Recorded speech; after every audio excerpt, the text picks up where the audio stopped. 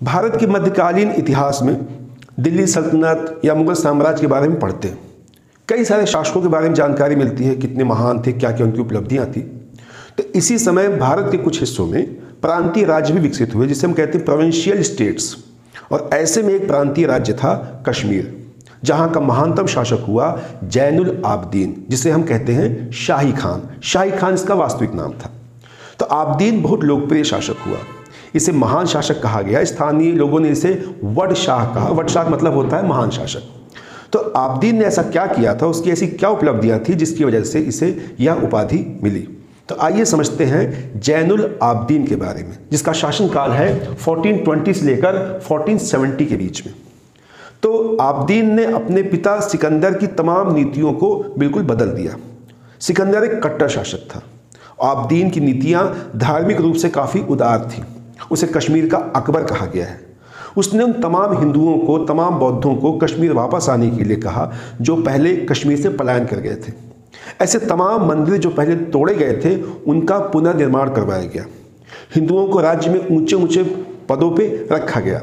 जैसे एक था श्री भट्ट, उसे राज्य का राजवैद्य या राज्य का न्याय मंत्री बनाया गया। कश्मीर से जाजिया हटा दिया गया। कश्मीर से जाजिया टैक्स हटा दिया गया और कश्मीर में गो हत्या पर बैन लगा दिया गया। हालांकि सती प्रथा तो कंटिन्यू चलती रही। तो कई ऐसे कदम आबदीन ने उठाए जिससे कि हिंदू और मुस्लिम एकता, उनके बीच में समन्वय बना रहे। कश्मीर कृषि के लिए एक अच्छा प्रदेश था, तो वहाँ पर नहरों का संजाल बिछाया गया। कई नहरें बनाई गई ताकि इरिगेशन फैसिलिटी मिल सके आम नागरिकों को। तो कश्मीर में जो ज़मीन थी उसकी क्या स्थिति है, तो पूरी उसकी पैमाइश करवाई गई। आबदीन ने ज़मीन की पैमाइश कराई, उसको नापा गया, उसकी क्वालिटी चेक की गई। उसी हिसाब से फिर टैक्स, उसी हिसाब से कर निश्चित किए गए।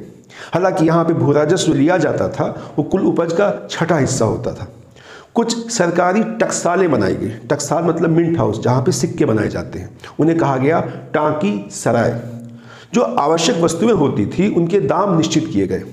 इसीलिए इसे कश्मीर का अलाउद्दीन खिलजी भी कहते हैं। इसे हम कश्मीर का शाहजहां भी कह सकते हैं, क्योंकि इसने कई प्रकार के भवन बनवाए, कई शहर स्थापित करवाए। कश्मीर में 9 शहर, जैन कोट, जैन गिर, जैनपुर जैसे शहर बसाए गए। और वुडर झील, जो कश्मीर की प्रमुख झील है, उसके बीचों बीच एक आर्टिफिशियल आइलैंड बनाया गया जिसे कहा गया लंका द्वीप। कोई बहुत ज़्यादा सैन्य उपलब्धियां नहीं है इस शासक की कि कोई बहुत बड़ा इसने जो है हमला किया हो या किसी बड़े हमले को रोका हो। लेकिन जब कश्मीर में लद्दाख के इलाके में मंगोल अटैक हुआ, मंगोल आक्रमण हुआ, तो इसका सामना इसने सफलतापूर्वक किया। वहीं पर एक हिस्सा था बल्टिस्तान, उसको कहते थे तिब्बत ए खुर्द। उस इलाके को भी इसने अपने कब्जे में लिया।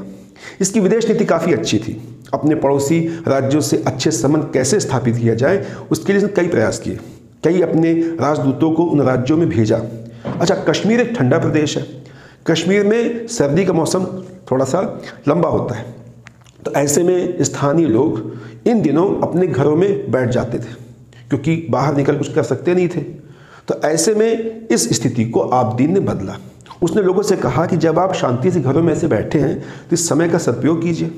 तो ऐसे में तमाम तरह के हैंडीक्राफ्ट्स, जैसे नक्काशी करना, लकड़ी के ऊपर शॉल बनाना, कागज निर्माण करना, ऐसे तमाम तरीके इसने लोगों को बताए। और तमाम तरह के विधाएं, तमाम तरह के नक्काशी या इस प्रकार के हैंडीक्राफ्ट इस समय विकसित हुए और आज भी हम उन्हें कश्मीर की परंपरा में देख पाते हैं। तो कश्मीर का इस प्रकार से विकास जब हुआ तो साहित्य के क्षेत्र में भी बहुत विकास हुआ। अच्छा, आबदीन स्वयं संस्कृत, कश्मीरी, अरबी, फारसी भाषा का जानकार था और कुतुब नाम से वो कविताएं लिखता था।